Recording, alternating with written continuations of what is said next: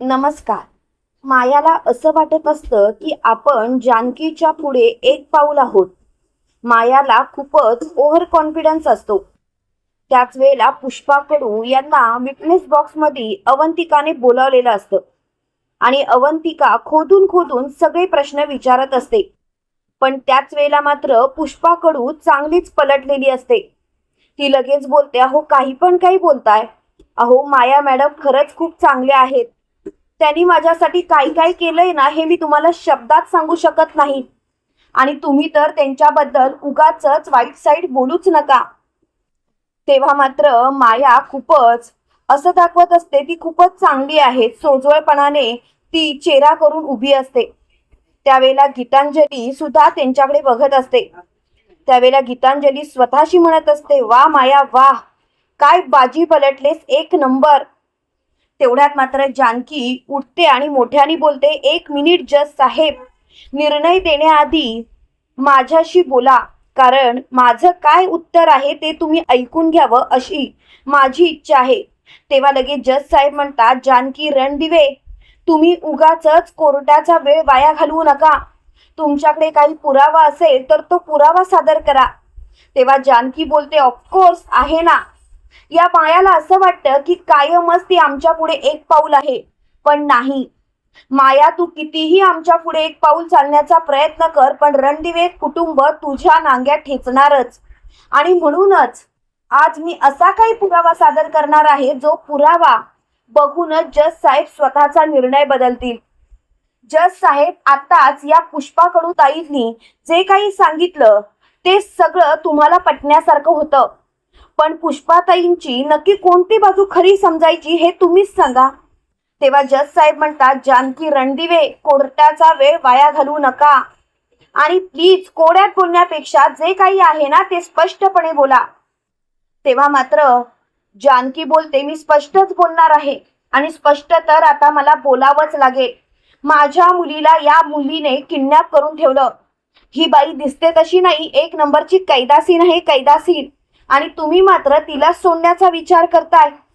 जज साहेब, अहो जरा तरी विचार करा. हिला हिला शोधण्यासाठी आम्ही किती कष्ट घेतलेत आणि काही काही केलंय ते.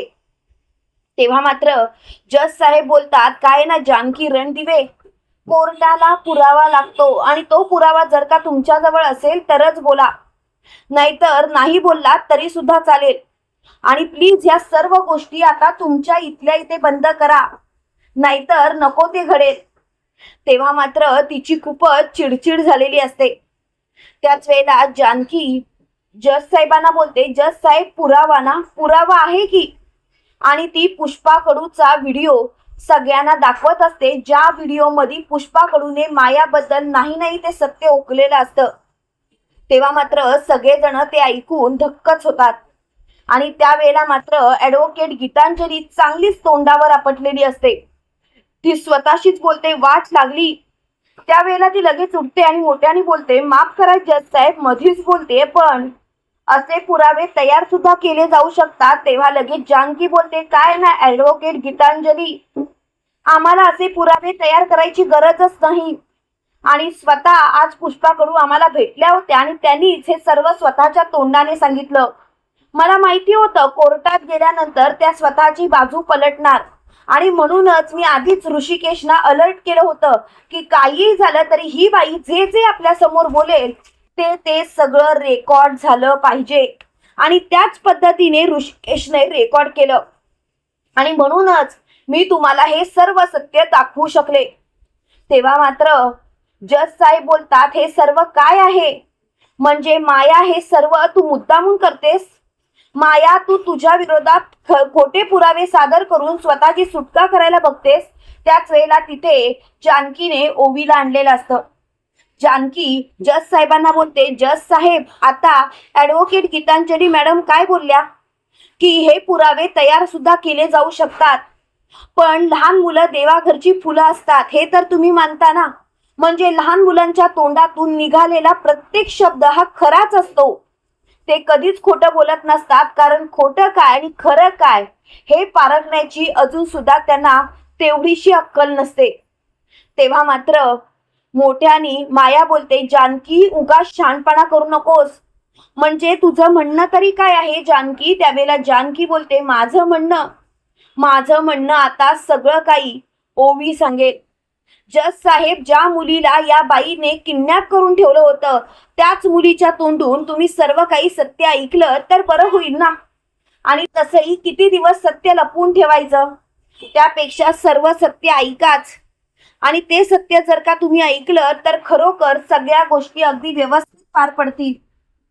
तेव्हा मात्र जज साहेब खूपच अगदी नाराज झालेले असतात आणि त्या ओवीला म्हणतात, ओवी बाळा सांग तुझ्यासोबत काय काय घडलं ते. त्यावेळेला ओवी सगळा घडलेला प्रकार सांगत असते आणि ओवीने सांगितलेला प्रत्येक शब्द हा खरा आहे असं जज साहेबांनी मानलेलं असतं.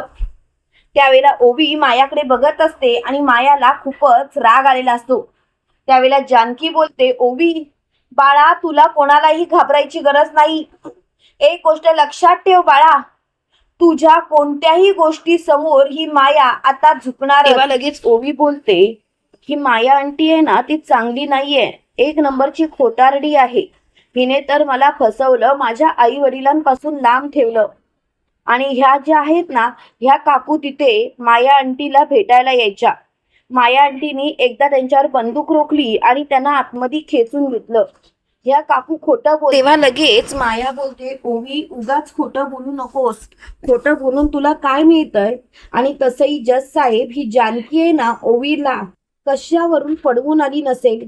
जानकी जे सांगत असेल तेच ही ओवी बोलत असेल. तेव्हा लगेच ओवी बोलते, नाही मी असं काही करत नाही. या माया आंटीमुळे माझ्या आई वडिलांपासून मला लांब राहावं लागलं. ही शिक्षा माझ्यासाठी खूप आहे. आणि या माया आंटीनी खूप मला त्रास दिलाय, त्रास. माया आंटी अजिबात चांगली नाही. हे ऐकल्यानंतर ॲडव्होकेट गीतांजली मॅडम बोलतात, खरं सांगू का जज साहेब, हा काही पोरखेड चालू आहे का? कारण मला तर कळतच नाहीये या बाईचं काय चाललंय. काय ना जानकी रणदिवे, कोर्टाला पुरावे लागतात हे खरं आहे, म्हणून पुरावा तुम्ही स्वतःच्याच मुलीला उभा कराल का? एक गोष्ट लक्षात ठेवा, तुमच्या स्वतःच्या मुलीवर विश्वास ठेवला जाणार नाही. कारण तुम्ही जे सांगणार तेच ती मुलगी या कोर्टामध्ये येऊन बोलत नसेल कशावरून.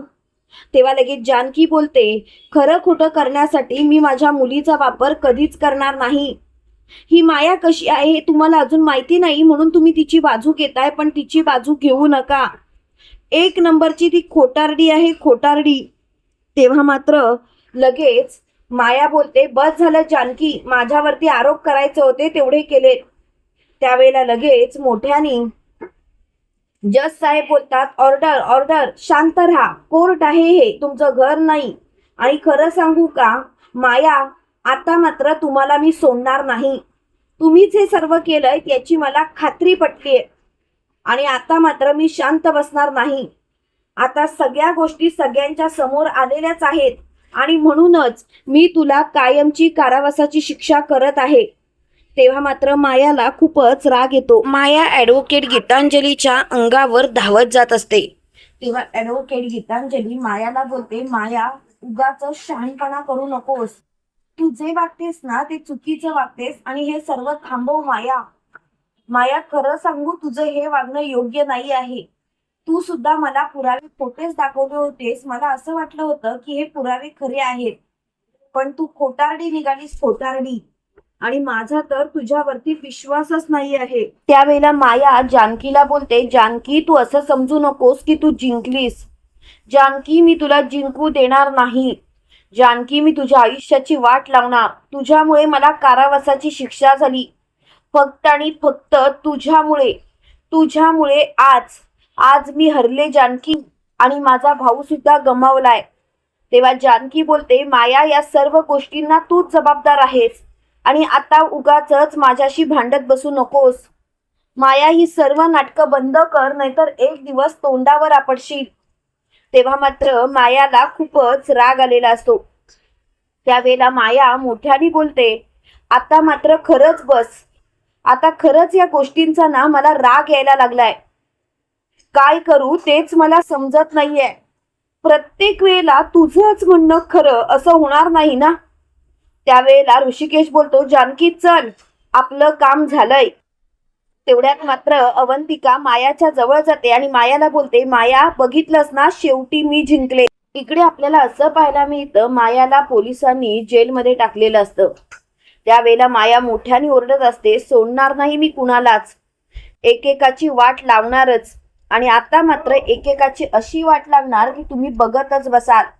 तेव्हा इन्स्पेक्टर साहेब बोलतात, माया शांत हो, अगं तू हरलेस हे तू कबूल कर ना. माया, आता मात्र सगळं काही संपल्यातच जमा आहे आणि मला तर आता या गोष्टीचा खूप त्रास होतोय, त्रास. तेव्हा मात्र मोठ्याने माया बोलते, इन्स्पेक्टर साहेब तुम्ही माझी साथ देणार होतात ना. तेव्हा लगेच इन्स्पेक्टर साहेब बोलतात, ही फक्त बोलायची गोष्ट असते ग, तुझी साथ द्यायला मी काही मूर्ख आहे का.